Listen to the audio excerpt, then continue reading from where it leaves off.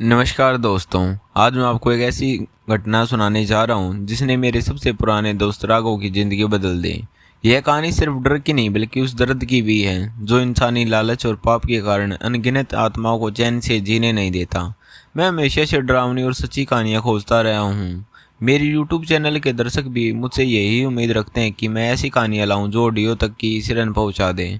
कुछ दिन पहले एक सब्सक्राइबर ने लिखा, भाई सिक्योरिटी गार्ड की असली हॉरर स्टोरी लेकर आओ जो लोगों के होश उड़ा दे। ये संदेश पढ़ते ही मुझे बरसों पुराने दोस्त की याद आ गई। स्कूल खत्म होते ही मेरा जिगरी दोस्त राघव नौकरी की तलाश में निकल पड़ा था। हम दोनों अलग अलग शहरों में बस गए और धीरे धीरे संपर्क टूट गए। पर उस रात उस एक रिक्वेस्ट ने राघव की धुंधली यादों को मेरे जहन में फिर जगा दिया। मैंने पुराने फ़ोन बुक में उसका नंबर ढूंढा। कई बार कोशिश करने के बाद कॉल कनेक्ट हुई। कई सालों बाद उसकी आवाज़ सुनकर अजीब सी खुशी हुई और हैरानी दोनों महसूस ही हुई। मैंने हंसते हुए कहा, अरे भाई, तू तो गुमशुदा हो गया था, कहाँ है आजकल? राघव के लहजे में थकान थी। उसने बताया कि वह भी सिक्योरिटी गार्ड का काम कर रहा है, पर उसकी आवाज़ में कुछ ऐसा था जो सहज नहीं था, जैसे कोई बाहरी राज भीतर छुपा हो। मैंने थोड़ी बातचीत के बाद सीधा मुद्दे पे आकर पूछा, राघव, ड्यूटी के दौरान कभी ऐसा हुआ है जिसने तुझे भूत प्रेत पर यकीन दिला दिया हो? फोन के उस पार गहरी चुप्पी छा गई, इतनी देर तक कि मुझे लगा कॉल कट गया है। फिर उसने धीमी, बेहद धीमी आवाज में कहा, जो मैं बताने जा रहा हूँ वो सुनकर तेरी रूह कांप जाएगी। क्या सच में तू सच सुनना चाहेगा? मैंने हाँ में जवाब दिया, और जो कहानी उसने सुनाई उसे सुनते सुनते मेरे शरीर का रोम रोम खड़ा हो गया। आज मैं राघव के साथ हुई उसी घटना को आपके सामने कहानी के रूप में लेकर आया हूँ। लेकिन कहानी को शुरू करने से पहले, जैसा कि आप लोगों से हमेशा कहता हूँ कि अगर आप हमारे चैनल पर नए हैं तो मेरे चैनल को सब्सक्राइब ज़रूर कर लें और आगे आने वाली वीडियो आप तक आसानी से पहुँच जाएगी। तो आपको ज़्यादा समय ख़राब न करते हुए जल्दी से आज की कहानी शुरू करता हूँ। तो दोस्तों, जैसा कि मैंने आपको पहले बताया कि आज की ये कहानी है, ये मेरे दोस्त राघव की है। तो चलिए अब ये कहानी राघव के पॉइंट ऑफ व्यू से सुनते हैं। दोस्तों, मेरा नाम राघव है और पेशे से मैं एक सिक्योरिटी गार्ड हूँ। मुझे सिक्योरिटी गार्ड की नौकरी करते हुए आज लगभग 10 साल हो चुके हैं। लेकिन आज जो कहानी मैं आपको सुनाने वाला हूँ यह उस वक्त की है जब मैं नया नया सिक्योरिटी गार्ड बना था और मुझे नौकरी करते हुए उस वक्त लगभग 7-8 महीने का ही समय हुआ था। दरअसल मैं जहाँ सिक्योरिटी गार्ड की नौकरी करता था वह एक प्राइवेट लिमिटेड कंपनी है। अब कंपनी की प्राइवेसी के चलते मैं उसका नाम तो आप लोगों को नहीं बता सकता, लेकिन वह जो कंपनी थी वह रिक्वायरमेंट के हिसाब से हम गार्ड लोगों को अलग अलग लोकेशन पर ड्यूटी करने के लिए भेजती रहती थी। और उन दिनों मैं एक सोसाइटी में सिक्योरिटी गार्ड की नौकरी करता था। अब मैं नया नया सिक्योरिटी गार्ड बना था और उस लोकेशन पर भी मुझे पहली बार भेजा गया था। इसी वजह से मुझे उस एरिया और सोसाइटी के बारे में ज़्यादा कुछ तो नहीं पता था, इसलिए मैं चुपचाप अपनी ड्यूटी करने में ही अपना ध्यान रखता था। उस सोसाइटी में लगभग 50-60 घर थे जिनमें 200 के लगभग लोग रहते थे। लेकिन उस सोसाइटी में 3-4 फ्लैट्स ऐसे भी थे जो बहुत समय से बंद पड़े थे। लेकिन वे क्यों बंद पड़े थे मुझे इसकी कोई जानकारी नहीं थी और ना ही मैंने उनके बारे में जानने की कोशिश की। अब शुरुआत के दिनों में तो सब कुछ ठीक था, लेकिन धीरे धीरे उस सोसाइटी में मेरे साथ कुछ ऐसी चीज़ें होने लगी जो कि मुझे ठीक नहीं लग रही थी। दरअसल जब मेरी ड्यूटी महीने में 4 शिफ्ट में होती थी, महीने में 2 हफ्ते मुझे दिन की ड्यूटी करनी पड़ती थी और बाकी के 2 हफ्तों में मुझे रात की। अब जिस हफ्ते में दिन की ड्यूटी होती थी तो उस हफ्ते में तो मेरे साथ कुछ भी नहीं होता था, लेकिन जिस हफ्ते में मेरी रात की ड्यूटी होती थी उस हफ्ते में मेरे साथ बहुत से ऐसी अजीब अजीब सी चीज़ें होने लगी जिनके होने से के बाद मुझे डर का इतना ज़्यादा आभास होता था कि कभी कभी तो मेरा मन करता कि मैं ड्यूटी छोड़कर ही भाग जाऊं। लेकिन मुझे डर इस बात का रहता था कि अगर मैं बीच में ड्यूटी छोड़कर भाग गया तो कहीं कंपनी वाले मुझे नौकरी से न निकाल दें और मेरे घर में मैं सिर्फ अकेला ही कमाने वाला हूँ। इस वजह से मुझे मेरी नौकरी छूटने का बहुत ज़्यादा डर लगता था और सिर्फ इसी वजह से ही मैंने चाहते हुए भी उस वक्त उस सोसाइटी में नाइट ड्यूटी करता था। दरअसल मुझे रात के समय ड्यूटी करते वक्त उस सोसाइटी में किसी औरत की जैसी बहुत ही अच्छी आवाज़ में गाने गुनगुनाए कीने की आवाज़ सुनाई देती, जो कि एक समय के बाद बहुत ही ज़्यादा तेज़ होता थी। शुरू शुरू में तो मैंने सोचा कि शायद किसी को गाने गुनगुनाने का शौक़ होगा या फिर कोई गाने गाने की प्रैक्टिस करता होगा। लेकिन मेरे दिमाग तब ठनका जब मैंने एक चीज़ नोटिस की। मैंने नोटिस किया कि वो आवाज़ कभी भी दिन के समय नहीं आती थी और रात के समय भी वह आवाज़ 10-11 बजे तक नहीं आती, लेकिन जैसे ही घड़ी में 12 बजे से ऊपर का टाइम होता था तो वह आवाज़ आना शुरू हो जाती थी। अब तो मुझे जैसे इसकी आदत सी हो गई थी, लेकिन इसके साथ ही धीरे धीरे वहाँ पर और भी कुछ होने लगा था। अब उस आवाज़ के साथ ही उस खाली पड़े एक फ्लैट में किसी के घुंघरू की आवाज़ भी आना शुरू हो गई थी। ऐसे लगता था जैसे कोई घुंघरू बात कर नाच रहा हो। तभी मैंने एक दो बार उस सोसाइटी के लोगों से पूछा कि रात के समय ये गाने गुनगुनाने और यह घुंघरू की आवाज़ किसकी आती है। तो उन सोसाइटी के लोगों ने मुझे कहा कि हमें तो कोई भी आवाज़ सुनाई नहीं दे ही देती, और ना ही उस फ्लैट में कोई रहता है जिस फ्लैट से तुम्हें आवाज़ सुनाई देती है।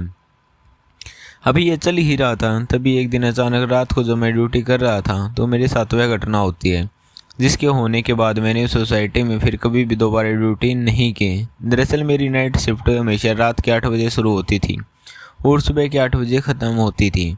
तो उस दिन मैं मेरे समय पर रात को 8 बजे सोसाइटी में पहुंच जाता हूं। उस दिन उस सोसाइटी में इतनी ज़्यादा चहल पहल नहीं थी। जब मैंने इसका कारण जानने की कोशिश की तो मुझे पता चला कि उस रात सोसाइटी के लगभग सभी लोग बगल वाली सोसाइटी में ही पार्टी का प्रोग्राम था वहाँ पर गए हुए हैं, और लगभग सभी लोग सुबह तक ही वापस आएंगे। जिसके बाद मैं अपनी ड्यूटी करने लगा। अब धीरे धीरे समय के साथ घड़ी की सुई रात के 12 बजे की तरफ बढ़ रही थी। जैसे जैसे घड़ी की सुई 12 बजे की तरफ बढ़ रही थी वैसे वैसे ही मेरे डर का स्तर भी बढ़ता जा रहा था, क्योंकि आज सोसाइटी के लगभग सभी लोग भी सोसाइटी में नहीं थे और चारों तरफ एक अजीब सा सन्नाटा छाया हुआ था। अब जैसे ही मेन सुई का कांटा 12 बजे के ऊपर गया तो अचानक से फिर से वही आवाज़ आने लगी। आज उस आवाज़ में बहुत ज़्यादा तेज़ी थी और आज वह समय के साथ साथ बहुत ज़्यादा भारी भी होती जा रही थी। अब मैंने मेरी निगाहें एकटक उस फ्लैट की तरफ टिका रखी थी जिस फ्लैट से ये आवाज़ आ रही थी, लेकिन तभी मैंने अचानक से देखा कि उस फ्लैट के बाहर की तरफ जो बल्ब था वह बार बार जब जब कर रहा था, जिसे देखने के बाद मैंने सोचा कि आज ये बल्ब बार बार ऐसा क्यों कर रहा है। लेकिन मैंने सोचा कि शायद कोई फॉल्ट होगा, और तभी मैंने सोसाइटी के गेट पर खड़ा था, लेकिन अचानक मुझे महसूस होता है कि जैसे गेट के बाहर कोई बार बार चक्कर काट रहा हो। तभी मैं उसको देखने के लिए जैसे ही गेट के बाहर जाता हूँ तो जो मुझे दिखता है कि सोसाइटी की दीवार के ऊपर बैठा हुआ है, लेकिन वह काफ़ी ज़्यादा अंधेरा था जिस वजह से मुझे कुछ साफ साफ दिखाई नहीं दे रहा था। इसलिए मैंने थोड़ा उसके पास जाकर देखने की सोची थी और मैं धीरे धीरे उस तरफ जाने लगा। अब मैं उस तरफ जाते हुए बार बार आवाज़ लगा रहा था कि कौन है वहाँ, लेकिन वह जो शख्स दीवार पर बैठा हुआ था वह मुझे इसके जवाब में कुछ भी नहीं बोल रहा था। अब जब मैं उसके बहुत करीब जाकर खड़ा हो गया और उससे कहने लगा कि अरे भाई कौन हो तुम और सोसाइटी की दीवार पर क्यों बैठे हुए हो।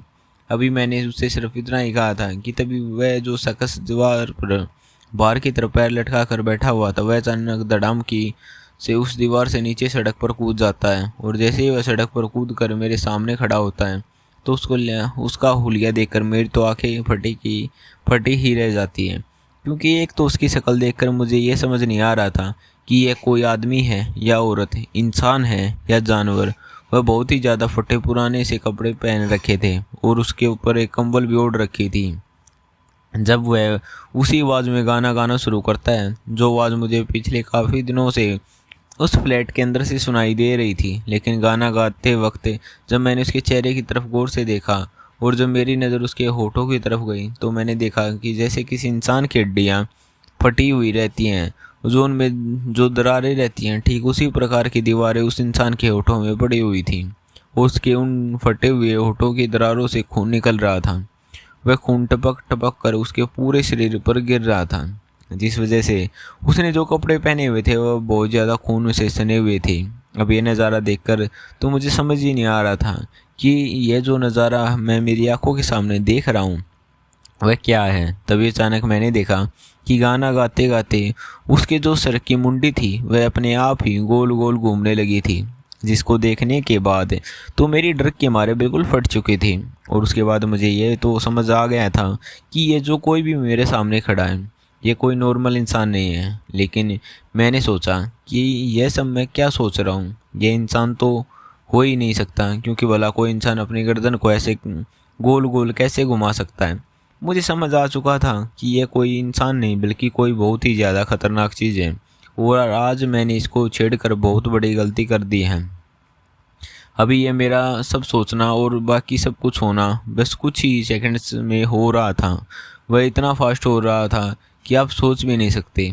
अब अचानक गाना गाते गाते वह मेरी तरफ बढ़ने लगा। ये देखकर तो मैं समझ गया था कि अब यह जो कोई भी है यह मुझे ज़िंदा नहीं छोड़ने वाला।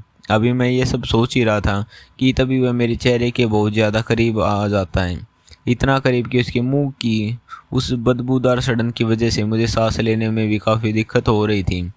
अब आप कल्पना कीजिए कि उस वक्त मेरे ऊपर क्या बीत रही होगी। उस सोसाइटी के बारे में अकेला उस अजीब सी चीज़ के साथ कितने करीब खड़ा था। उस वक्त मेरा पूरा शरीर बिल्कुल जाम हो गया था। मुझे ऐसा लग रहा था कि जैसे मुझे लकवा मार गया हो। तभी अचानक वह जो प्रेत आत्मा या फिर डायन जो कुछ भी थी वह मेरे और ज़्यादा करीब आ जाती है। वह नीचे मेरे दोनों पैरों पर अपने पैर रख देती है, जिसकी वजह से मेरे दोनों पैर उसके पैरों के नीचे दब जाते हैं ताकि मैं चाह कर भी भाग न पाऊँ। अब उसके पैरों का वज़न मुझे इतना ज़्यादा महसूस हो रहा था कि जैसे किसी ने मेरे ऊपर पैरों के ऊपर पहाड़ उठाकर रख दिया हो, और ऊपर चेहरे की तरफ वह मेरे इतने ज़्यादा करीब था कि उसकी वह लंबी सी नाक मेरी नाक को छू रही थी। आप समझ सकते हैं कि लोग इतना करीब कब आते हैं और इतनी करीब क्यों आते हैं और इतनी करीब आकर क्या करते हैं। लेकिन उस वक्त वह मेरे लिए वह मंजर इतना ज़्यादा डरावना था कि आप सोच भी नहीं सकते।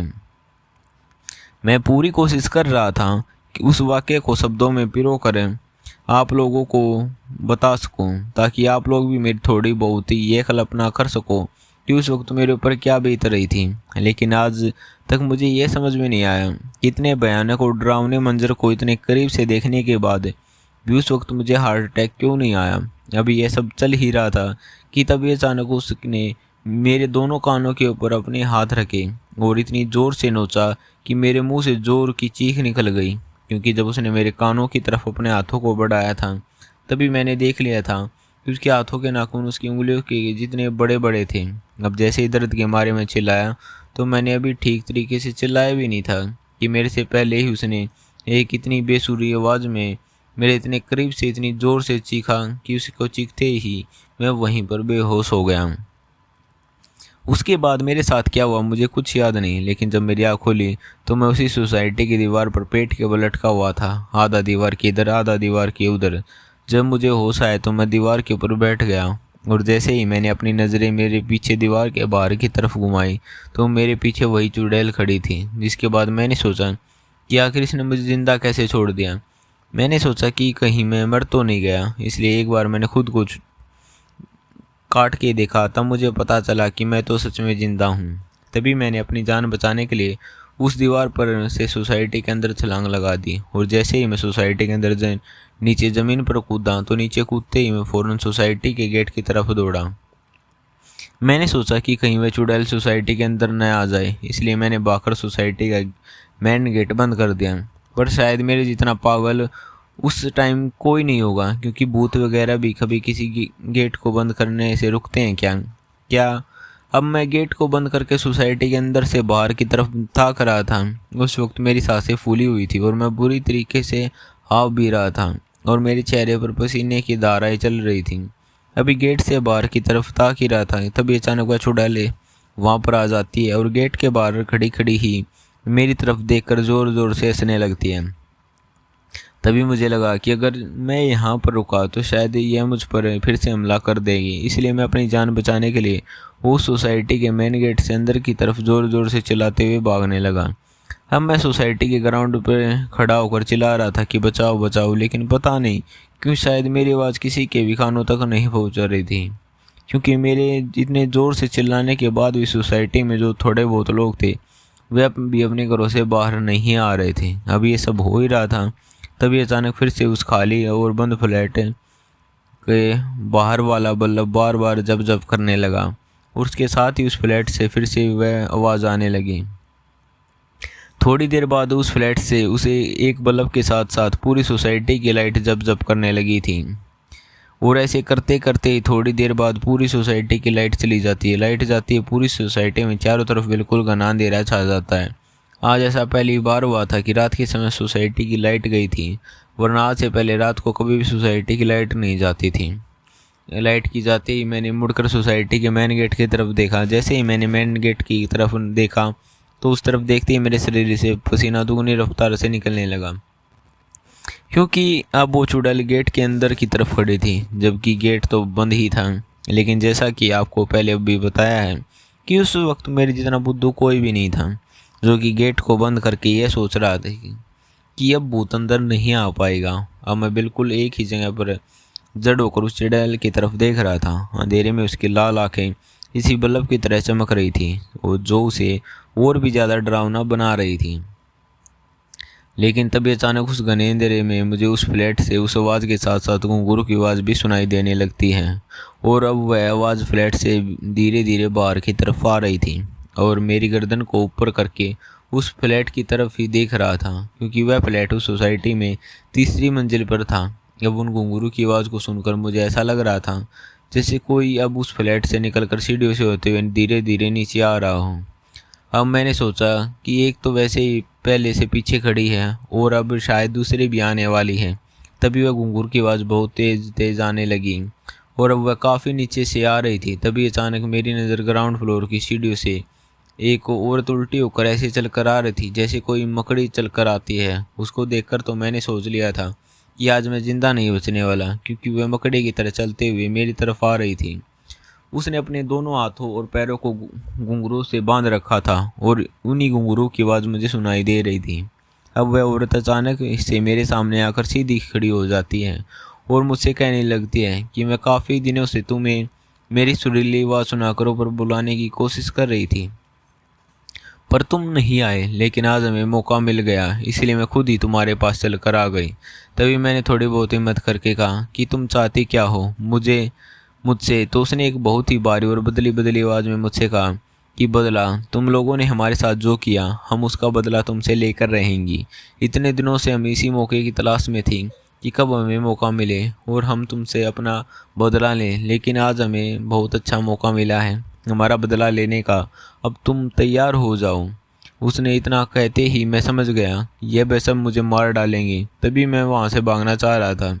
जैसे मैं भागने के लिए वहाँ से पलटा तो मेरे पलटते ही मैंने देखा कि वह जो दूसरी चुड़ैल मेरे पीछे उस गेट के पास खड़ी थी, अब वह वहाँ नहीं बल्कि मेरे पीछे ही मेरे बहुत ज़्यादा करीब खड़ी थी।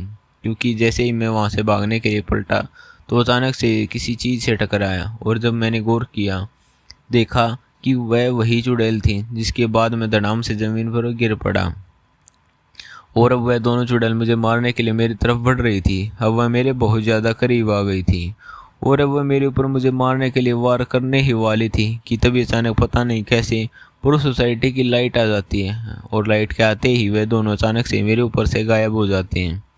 जिसके बाद मैंने सोसाइटी के गेट की तरफ देखा तो अब वह चुड़ैल सोसाइटी के गेट के बाहर उस अंधेरी सड़क पर खड़ी थी और मेरी तरफ इशारा करके मुझे अपनी ओर बुला रही थी। लेकिन इसके तुरंत बाद ही उस फ्लैट के अंदर से किसी के ज़ोर ज़ोर से चीखने की आवाज़ आती है, जैसे किसी का कुछ छूट गया हो, जैसे किसी के हाथों से कुछ उसकी बहुत ज़्यादा ज़रूरी चीज़ निकल गई हो। मुझे ये समझ नहीं आ रहा था कि इतनी ज़ोर ज़ोर से उस फ्लैट से आवाज़ आने के बाद भी सोसाइटी के लोग बाहर क्यों नहीं आ रहे थे। तभी अचानक मुझे मेरे कानों में किसी की आवाज़ सुनाई देती है कि उठो उठो, वहाँ से जल्दी उठो। तभी मेरी नज़र उस सोसाइटी की पावर सप्लाई का जो रूम था उसकी तरफ आती है। तभी मुझे वहाँ पर एक बुजुर्ग आदमी खड़ा हुआ दिखाई देता है और इतना कहकर वह दौड़कर मेरे पास आता है और मुझे वहाँ से उठाकर अपने साथ अपने घर ले जाता है। उस वक्त मेरी सांसें बहुत तेज़ चल रही थी और मैं बहुत ज़्यादा हाफ रहा था, इसलिए उस बुजुर्ग आदमी ने मुझे पहले जो तो पानी पिलाया और फिर आराम से बैठाया। तभी मैंने उस आदमी से पूछा, इस सोसाइटी में ये सब क्या हो रहा है और इतनी आवाज़ होने के बाद भी इस सोसाइटी के लोग अपने घरों से बाहर क्यों नहीं निकलते। तभी उस बुजुर्ग आदमी ने मुझसे जो कहानी बताई उसे सुनकर तो मेरे होश उड़ गए। उसने मुझे बताया कि आज से कई साल पहले इस सोसाइटी में ऐसा कुछ नहीं होता था, यहाँ सब कुछ सही था, सभी लोग अच्छे से रहते थे।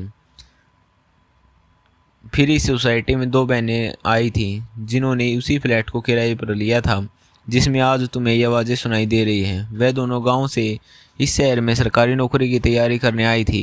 एक बार उनमें से एक बहन को कोचिंग गई थी और एक बहन यहीं पर थी। तभी एक दिन रात को उसकी जो बहन बाहर गई थी, उसे आने में थोड़ी देर हो जाती है और वह काफ़ी देर रात तक लौटती है। उसकी बहन को बाहर गया हुआ देखकर उस वक्त इस सोसाइटी में जो गार्ड नौकरी करता था उसकी नीयत ख़राब हो जाती है और वह उस लड़की के पास उस फ्लैट में जाता है और वह ज़बरदस्ती उसके साथ गलत काम करता है।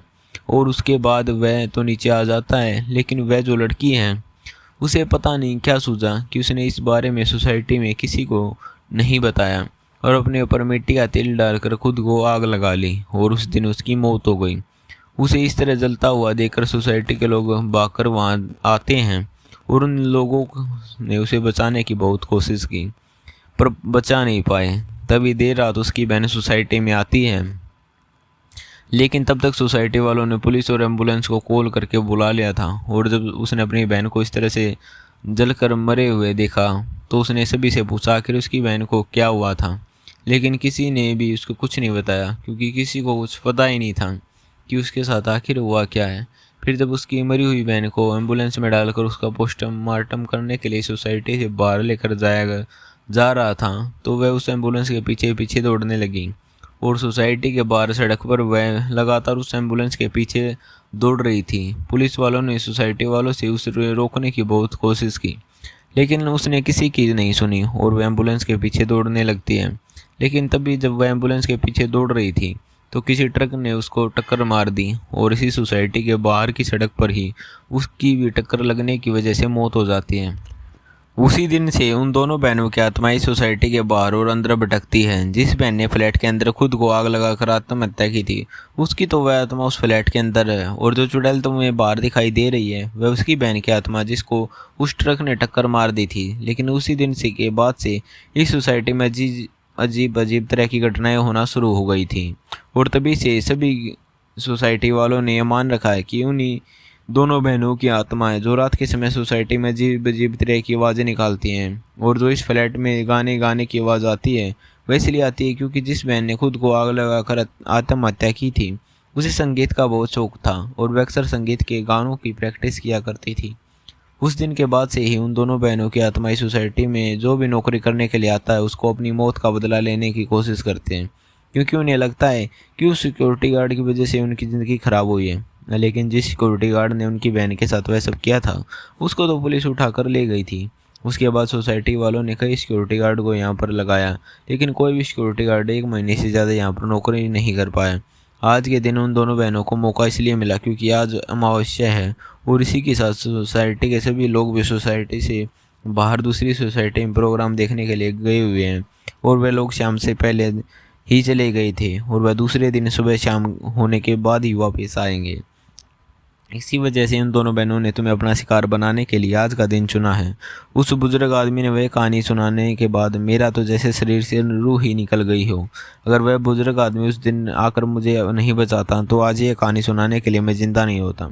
तो दोस्तों, आपको कहानी अच्छी लगी हो तो हमारे वीडियो को लाइक करें और कमेंट करें और चैनल को सब्सक्राइब। मिलते हैं किसी और नई डरावनी कहानी में।